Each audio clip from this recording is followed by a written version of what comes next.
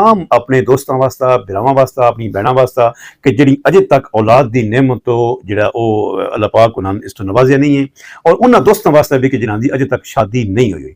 तो इस तो पहले कि इंतहाई अहम वीडियो मैं थोड़े अगर लैके आवा मैं अपने तमाम नाज़रीन की गुजारिश करसा जिन्हें अजे तक मेरा ये पेज फॉलो टिकटॉक का नहीं किया स्नैक का नहीं किया मेरा पेज फॉलो करो। हकीम अब्दुल माजिद अवान के नाम मेरा यूट्यूब चैनल है चैनल पर जाओ विजिट करो हिकमत के वाले बहुत सारी गल्लां तुहानूं उत्थे मिलणगियां। चैनल सबसक्राइब भी लाजमी कर छड़िया। हाँ जी इस सब तो वड्डा जिहड़ा अजकल मसला मेरी इस प्रैक्टिस के आ रहा मैं इस वक्त भी जी वीडियो बना रहा ये मेरा अपना ऑफिस है जिस मैं बैठा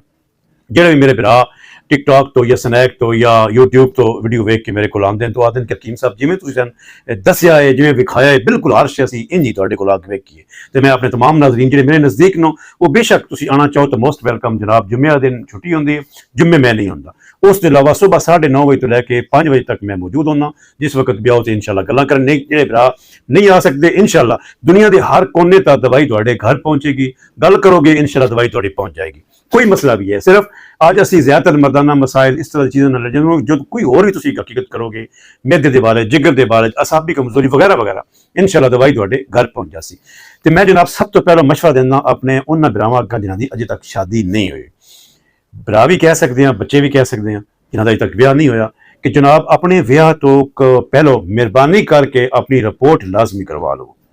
सीमन रिपोर्ट बड़ा सिंपल जहा टेस्ट लिबर्टी च बहना आखना मैं अपनी मनी का टेस्ट करवाना चाहना मादे का टेस्ट करवाना चाहना सीमन टेस्ट करवाना चाहना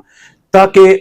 शादी तो पहलो कुछ अगर थोड़ा बहुत मसला है तो अपना मसला क्लियर कर लो। क्योंकि यकीन जानो इतना दुख लगता है कि जो 2 साल 3 साल लग जाते हैं रिपोर्टां आंदियां सामने तो मर्द के स्पर्म बिल्कुल जीरो होंगे एजोस्पर्मिया बहुत अजीब जी मरज आ और तकरीबन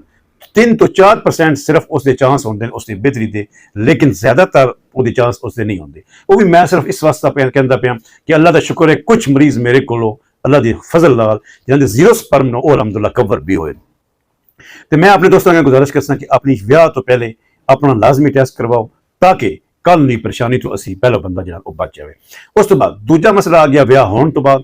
पहली गल तो है कि मर्द हजरात जितने भी हैं वो शर्मिंदगी महसूस करते हैं ब्याह तो बाद कि मैं अपनी रिपोर्ट क्यों करावां मैं जब बिल्कुल ठीक है मैं रिपोर्ट क्यों करावां। तो मैं अपने भरावां अग्गे अर्ज करदा कि रिपोर्ट करवाना कोई शर्म वाली गल नहीं। ये बीमारी है बंदे भी हो सकती है औरत ने भी हो सकती है किसी कोई भी दुनिया है जिंदगी है साह है तो बीमारी भी हो सकती है ये कोई ऐसी झिझक वाली गल नहीं। हाँ अगर फिर भी तुसीं शर्मिंदा होंदे हो तो कोई गल नहीं तुसीं रिपोर्ट करवा के अपने इस भरा नूं भेजो अपने घर दसन की लोड़ कोई नहीं। इंशाअल्लाह जिहड़ा भी उहदे विच मसला होया इंतहाई ईमानदारी दे नाल मुनासिब जिहड़ी भी उहदे वास्ते दवाई हो सकी असीं इंशाअल्लाह उहदे विच तजवीज़ करसांगे।